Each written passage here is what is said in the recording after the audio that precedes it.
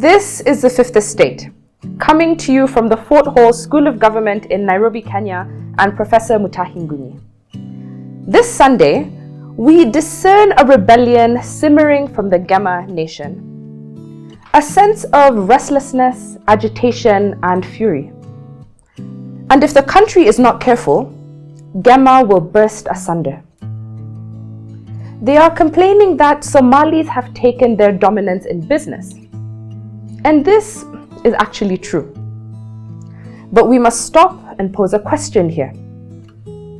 Kikuyus were given River Road and Tom Mboya Street to develop in the 1950s. 70 years later, these places have not changed. They are a den of brothels and cheap bars.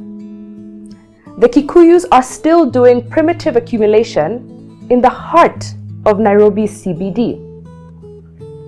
20 years ago, we gave the Somali nation Eastleigh. It was a smelly swamp full of native frogs. And in a short time, the Somalis have turned Eastleigh into a small city whose malls smell of perfume. What is our point? Kikuyus have zero imagination. For 70 years, they have engaged in primitive accumulation, investing in butcheries, brothels, and cheap bars.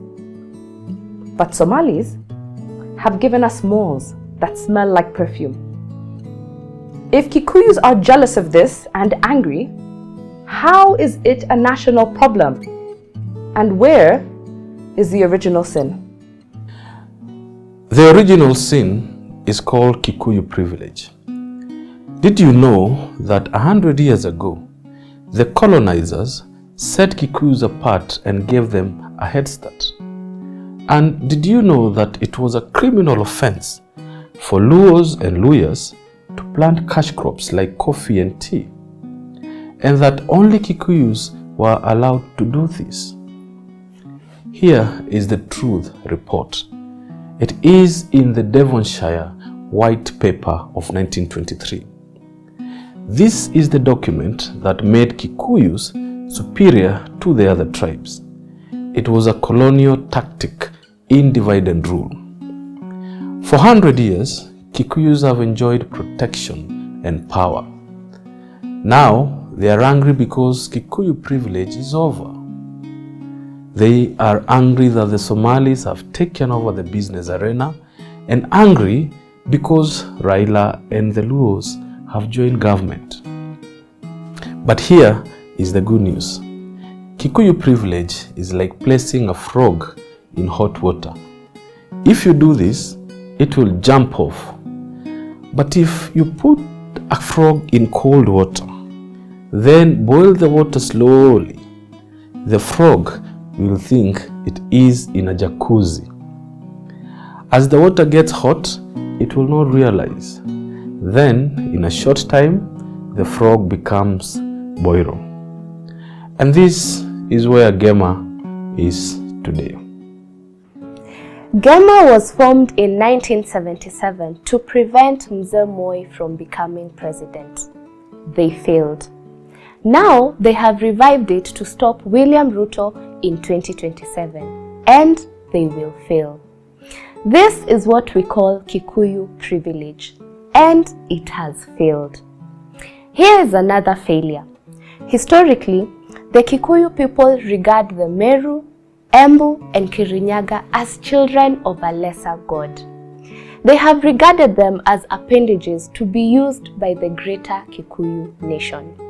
Yet the Meru, Embu, and Kirinyaga nations control close to 2.3 million votes. This is what we call Mount Kenya East, the nations of Kikuyu appendages to be used and dumped. Then we have the Valley Kikuyus. They are close to 1.8 million voters. Each time the mountain Kikuyus fight with government, they become the victims. Here is the question. If a total of 4.1 million voters from GEMA have been used by the mountain Kikuyus, why should they join the GEMA rebellion? Why should Mount Kenya East with 2.3 million votes and the Valley Kikuyus with 1.8 million votes be used by Kikuyus from Kiambu, Murang'a and Nyeri, yet they have nothing in common? When we said that GEMA is about to burst asunder, this is what we meant. In 2027, there will be no GEMA, only pieces of it. What is our point here? The GEMA nation is an order in decay. After 100 years of privilege, it is now in a state of total confusion. And in this state, two cracks have emerged. Number one, in the past, the Meru, Embu, and Kirinyaga nations have been used to maintain Kikuyus in power. When Kibaki rigged the 2007 election, he used Mount Kenya East to beat Raila. It's a fact of history. Now, Ruto has appointed a man from Mount Kenya East as his deputy. This region controls 2.3 million votes. Why should they join the GEMA rebellion led by Kiambu, Murang'a, and Nyeri? No point. What about the Valley Kikuyus in Nakuru, Molo, Njoro, Elbagon, and in the diaspora? Why should they join the GEMA rebellion?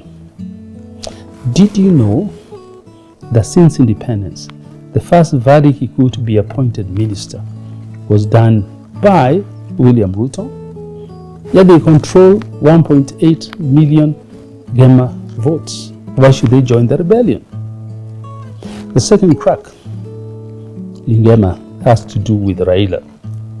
When Uhuru did a handshake with him, GEMA abandoned Uhuru. It's a fact.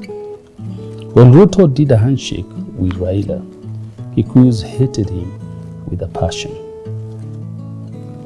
Raila is the lowest common denominator for Kikuyu hatred. But what does this mean? What does this crack mean?